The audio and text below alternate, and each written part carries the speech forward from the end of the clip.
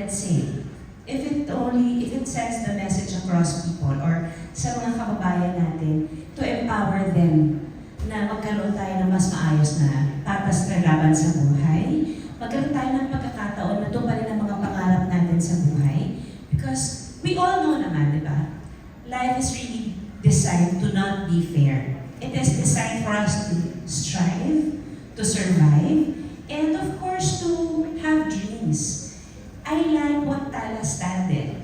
Gusto ko yung they take care of everyone around them, especially the trust that people will give them. I like that there's a high confidentiality when it comes to information. These are probably basic things, yeah? But don't umiya. These are probably hindi iniisip na hindi importante. But confidentiality when it comes to information, that's number one for me. My trust sa isang kumpanya is you also have to take care of my privacy. And para ibigay ko yung lahat ng impormasyon ng buhay ko sa isang kumpanya, hindi basta-basta yun. Secondly, it is the ability to empower the Filipino people to dream. Marami na tayong mga kababayan na yun na nawawalan ng pag-asa sa buhay because life is just so hard already. With the pandemic happening, with the floods, with a lot of things happening around us, it's just hard to go into details. Mababash tayo.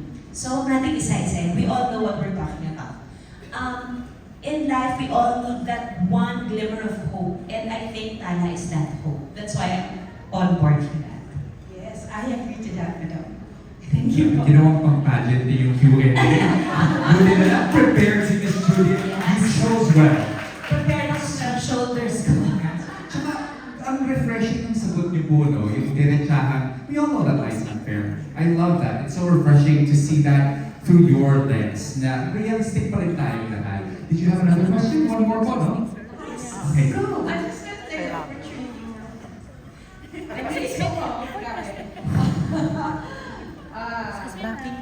What other words of encouragement can you leave to us people here who is really believing in Tala and as a new endorser now?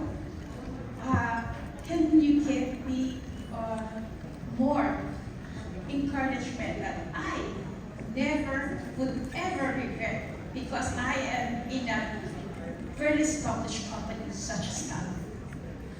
Okay, with the information that I have for Tala, Tala has been taking care of, they have been in this industry for 8 years already. Hindi ba? Hindi lang siguro madalas na naririnig, but ang isang kumpanya para tumagal ng ganun reliable nang walang negative issues or anything, it means they're really doing a great job. Second, it gives us the chance, again, going back to what I said earlier, it gives us the chance to dream and hope. And ako kasi, when I look at a product or look at a company that I'm going to be partnered with, hindi lang ito pwedeng nagbe-benefit ako lang. The benefit that Tala will give to everyone is the benefit to dream, the benefit to be able to finish their studies, the benefit to be able to be responsible and to have that feeling of entitlement na kaya mo pala. Kasi may kasama ako sa laban ko. May powers pala ako because I have Tala support with me. And what I think it's really important that everyone should know, Tala will actually guide you every step of the way. And like ako, halimbawa hindi pa ako marunong gumamit ng ganitong mga apps or anything, it is very basic, napakadali niyang intindihin. Even yung mga tao, sabihin natin, naku, hindi ako nakapagtapos, hindi ko ito maintindihan. Hindi po ako nakapagtapos, pero gets ko.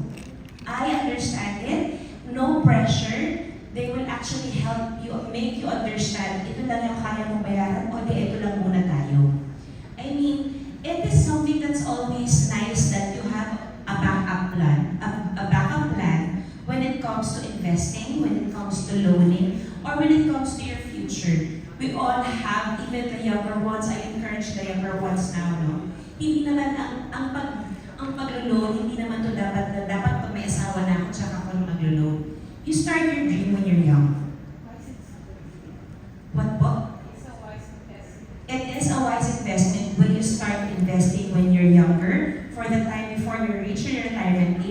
surprise na, ay, ang laki pala ng nagawa nito sa akin. So, do not be scared because the Tala app or the Tala company is really designed to help you and very dependable. I mean, it is really what I love most about this app, this lending app, this loan application. Kumbaga,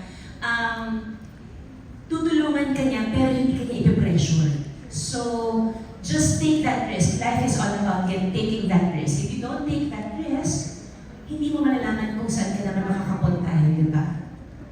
I think Missy wants to add to that as well.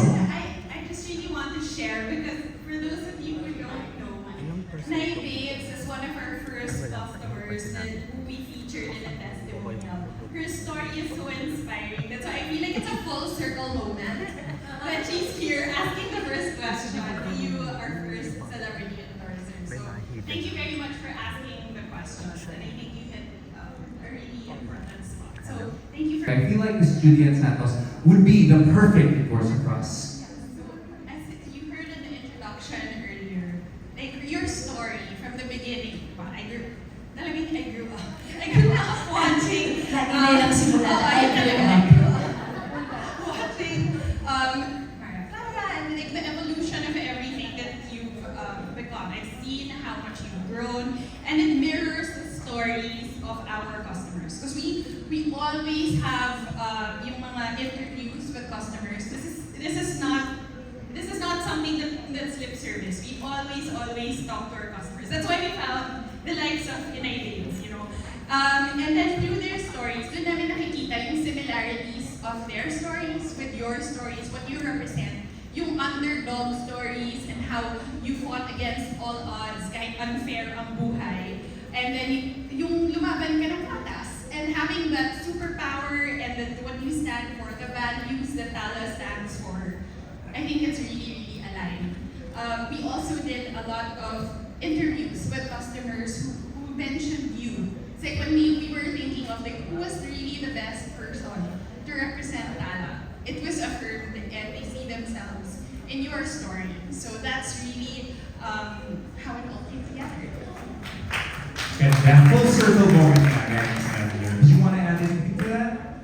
I can add my personal perspective because even though I've been in the Philippines for more than 10 years, I obviously in fact, when we first decided, okay, we would like to hire an endorser, like it's a bit of a blank slate for me personally. So the team brought a couple of suggestions to me, and I think when Julianne's name came up the first time, obviously I asked a few questions. It's like, what's the background? Like, what do we need to look out for? You never watched Maria Clara as a kid too? Same years. It's on top of Years ago. I think naka-record naman, di ba? Send na lang natin ng episode. it's on top of my list tonight. But the conclusion, like, there were two main things. One was obviously we were speaking to customers, and the customer's voice was very loud and clear that Julianne is the person we would like to see, which I think in itself is probably the strongest support that we could have seen. And the second aspect was really when I heard about the aspect of trust, like obviously being an accomplished actress, being a mom, so all of that resonated with me personally quite a bit, and I think the choice was pretty clear and easy for us. Love it. And I think everybody's pretty happy with the choice that they've made. Yes, and people about that. Okay, any other questions from the press? Feel free to just raise your hand. Don't be shy. Yes. Over there. Yes, please.